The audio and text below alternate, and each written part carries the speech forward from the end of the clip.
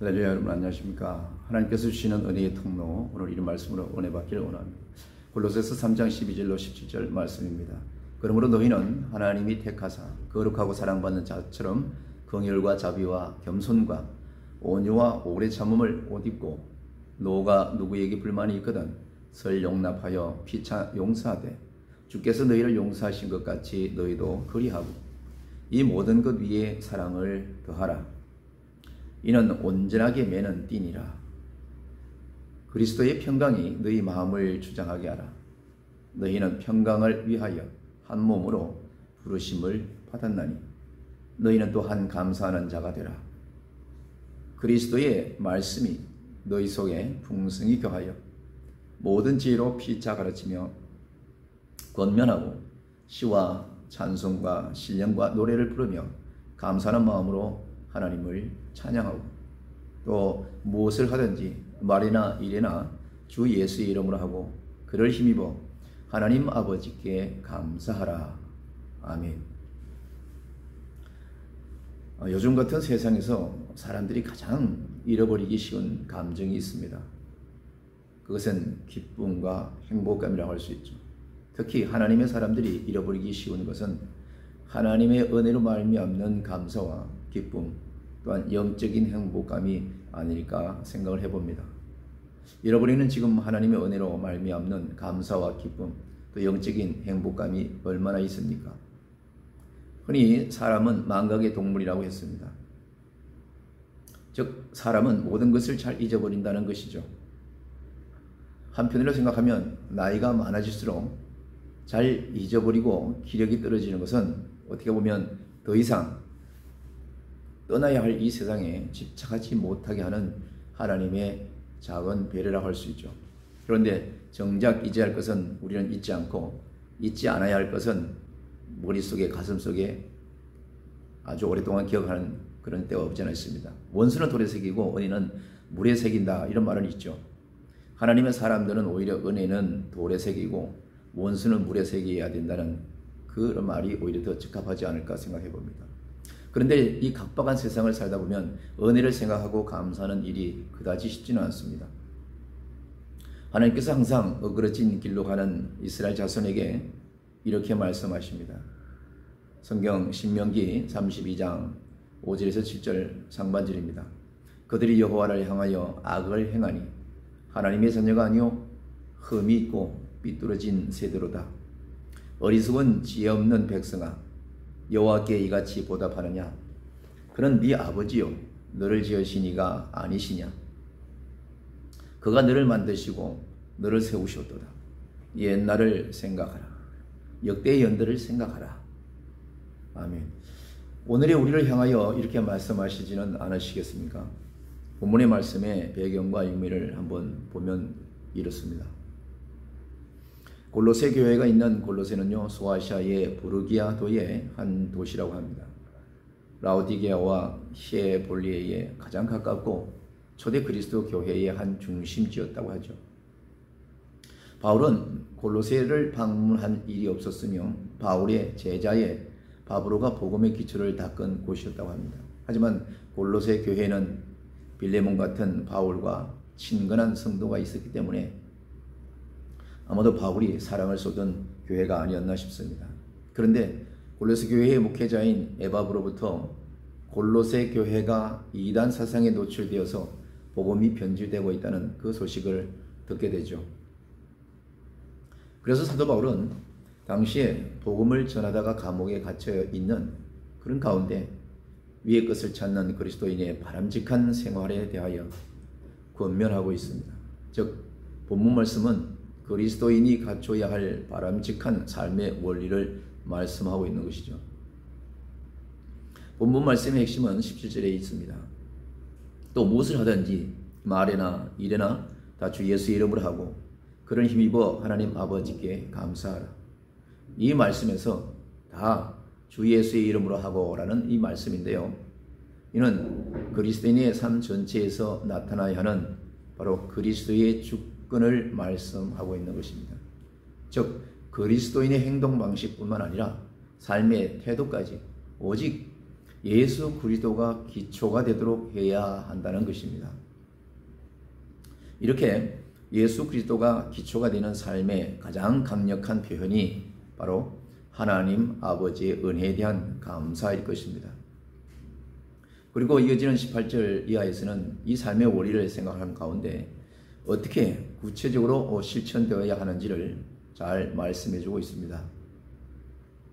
그 중심적인 말씀은요, 23절에 무슨 일을 하든지 마음을 다하여 주께 하듯 하고 사람에게 하듯 하지 말라라는 이것입니다.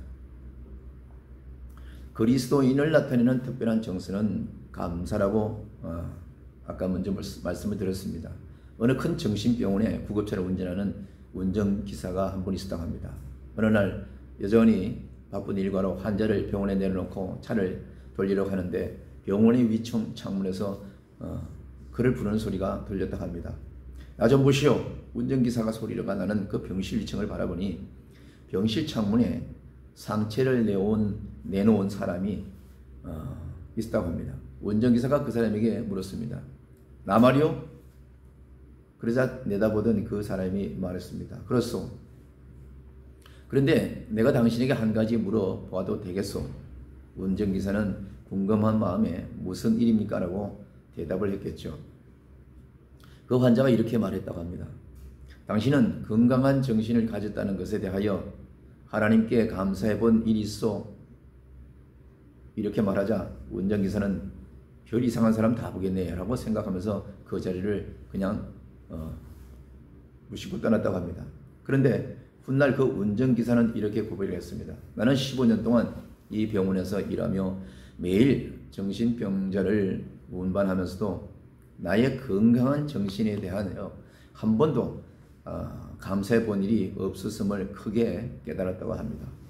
이 운전기사뿐만 아니라 오늘의 많은 그리스도인들은 자신의 일상적인 평범한 생활 속에 얼마나 감사할 일이 많은지를 잘 알지 못하고 그날그날을 살게 됩니다. 성경에 특히 구약 성경에는 지나온 날들의 일들을 회상하며 하나님의 은혜를 생각하는 내용들이 자주 등장합니다. 이는 자신들의 삶의 걸음이 전적으로 하나님께서 역사하시고 인도하신 것임을 고백하는 것이 되겠습니다. 이렇게 하나님께서 베푸신 은혜를 기억하고 감사하는 것은 하나님의 백성들에게서 나타나는 특별한 감정이죠. 그래서 성경에서는 감사에 대한 내용이 아주 많습니다. 마치 감사가 약방의 감초 같은 역할을 하는 듯한 그런 느낌 말입니다. 뿐만 아니라 감사에 따르는 하나님의 복과 은혜는 정말 대단합니다. 대표적인 예로 시편 50편 14절 15절에 이런 말씀이 있습니다. 감사로 하나님께 제사를 드리며 지존하신 이에게 네 서운을 갚으며 환난 날에 나를 부르라. 내가 너를 건지리라. 내가 나를 영화롭게 하리로다 라고 하시면서 또 23절에서는 이런 말씀이 있죠. 감사로 제사를 드리는 자가 나를 영화롭게 하나니 그의 행위를 옳게 하는 자에게 내가 하나님의 구원을 보이리라 라고 말씀하고 있는 대목이 있습니다. 이러한 감사에 대한 하나님의 은혜를 바탕으로 본문 말씀을 우리가 피차 이해해야 될 줄로 믿습니다. 본문 말씀에 나오는 그 감사라는 말은요, 본문 15절 17절에서 각 절마다 한 번씩 등장합니다. 그런데 각 절에서 사용하는 단어의 형태가 조금씩 다릅니다. 15절에서는 유칼리스토스를 사용했고 영어 성경에서는 grateful이라고 번역을 했으며 매우 은혜를 입음, 즉 감사하는 이라는 의미가 더 깊습니다. 16절에서는 카리스를 사용했고 영어 성경에서는 그레이스 또는 러브라이니스라고 번역했으며 호의, 즉 은혜, 선물이라는 의미로 번역을 했습니다.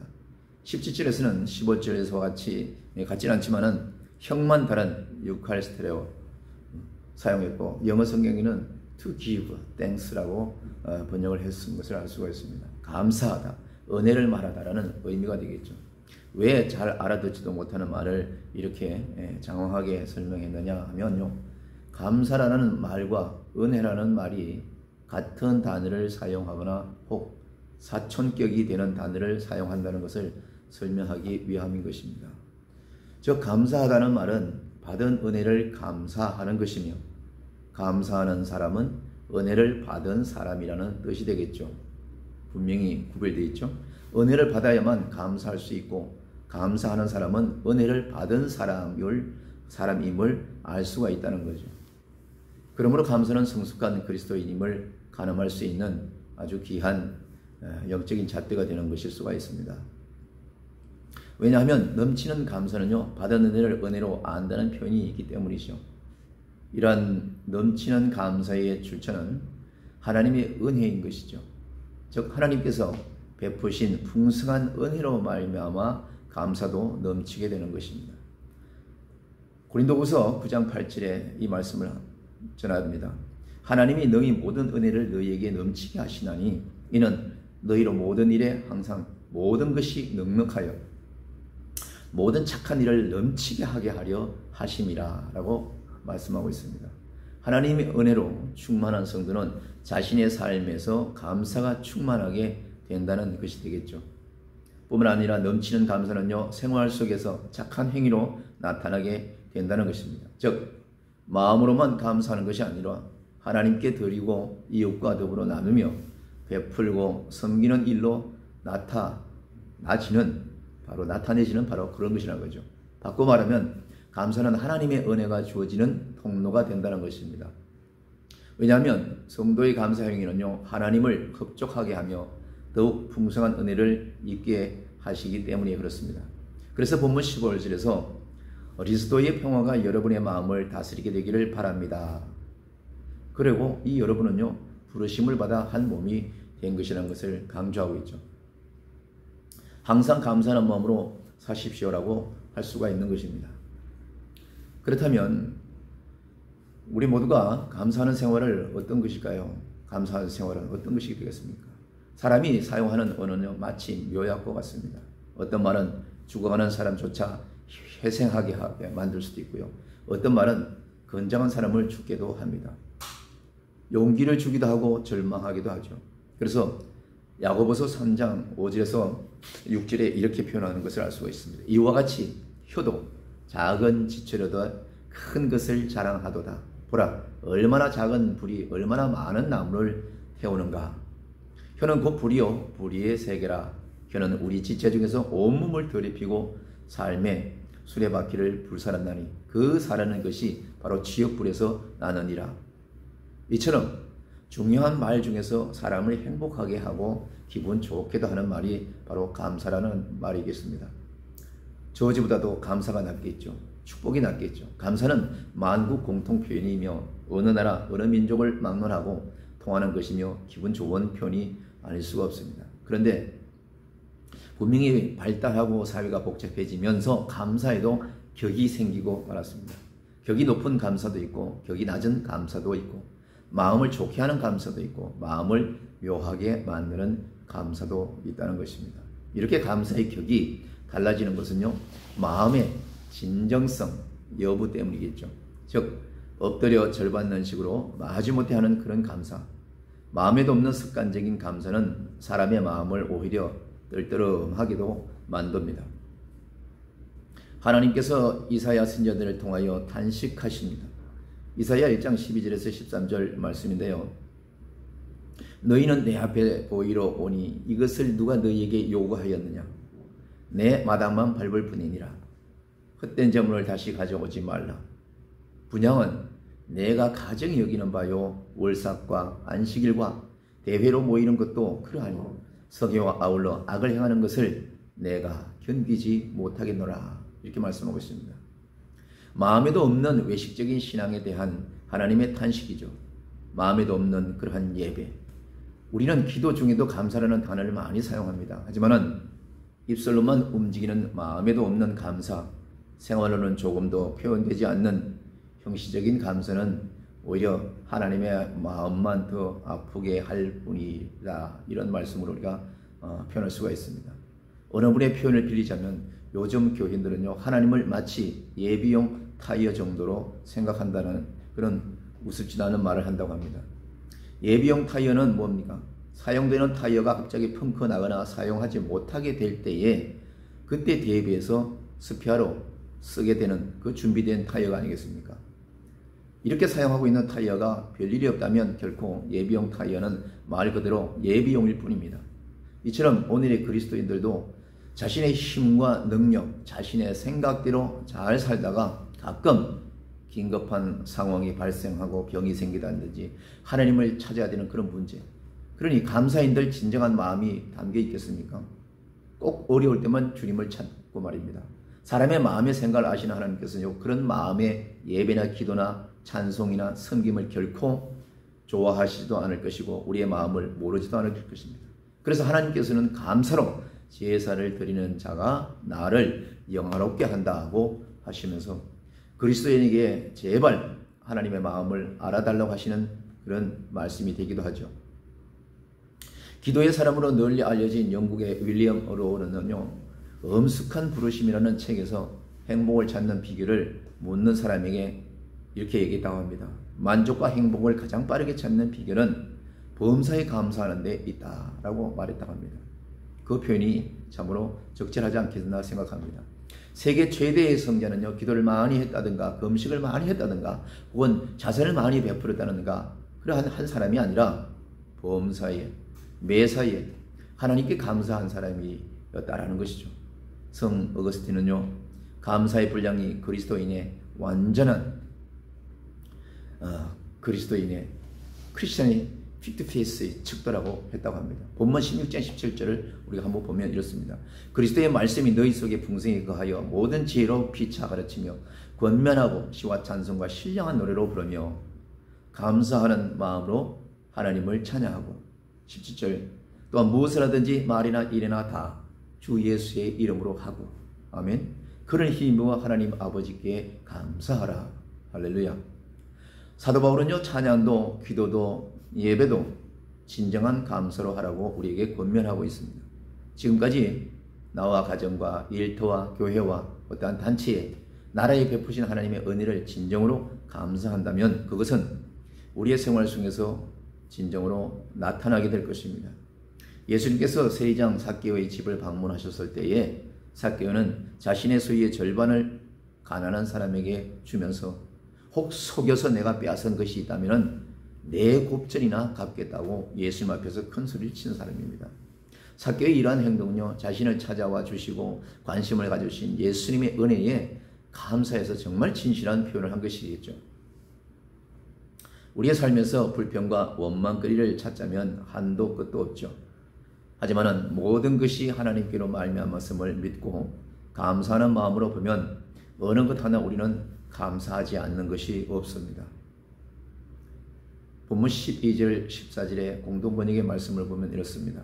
여러분은 하나님께서 뽑아주신 사람들이고 하나님의 성도들이며 하나님의 사랑을 받는 백성들입니다. 그러니 따뜻한 동정심과 친절한 마음과 겸손한 온유와 인내로 새롭게 하여서 서로 도와주고 피차에 불평할 일이 있더라도 서로 용서해 주십시오. 주님께서 여러분을 용서하신 것처럼 여러분도 서로 용서해야 합니다. 14절은 또 이렇게 이야기하고 있습니다. 그뿐만 아니라 사랑을 실천하십시오. 사랑은 모든 것을 하나로 묶고 안전하게 하며 이 말씀의 내용은 하나님의 은혜를 알고 감사하는 사람에게서는 나올 수 있는 삶의 모습이 바로 그렇다는 것이 됩니다. 이처럼 감사하는 생활이란 내 삶에 역사하는 하나님의 은혜를 생각하면서 다른 사람에게 내가 받은 은혜를 나누는 바로 그런 것이 되겠죠. 영국의 대설교가인 스펠전 목사님은 촛불을 보고 감사하면 전기불을 주시고 전기불을 보고 감사하면 달빛을 주시고 달빛을 보고 감사하면 햇빛을 주시고 햇빛을 보고 또 감사하면 천국을 주신다고 이렇게 신앙 고백을 했습니다. 감사는 하나님께서 내게 베푸신 은혜를 기억하여 그분을 높이며 또 찬양하며 그를 찬송하는 행위인 것입니다. 우리의 삶을 변화시키는 능력이며 바로 은혜의 통로인 것이죠. 진정한 감사의 삶을 통하여 하나님의 은혜를 넘치도록 경험하시기를 축복합니다. 우리는 오늘도 감사가 부족했다면 이 시간 이후라도 정말 감사하는 저와 여러분이 다 되어야 될 줄로 믿습니다. 하나님은 오늘도 우리의 입술에 감사함으로 말미암아 우리를 통하여 하나님 살아계신 것과 주님이 우리에게 역사하시는 것을 증거되기를 원하시는 줄로 믿습니다. 여러분 사랑하고 축복합니다. 또한 감사합니다.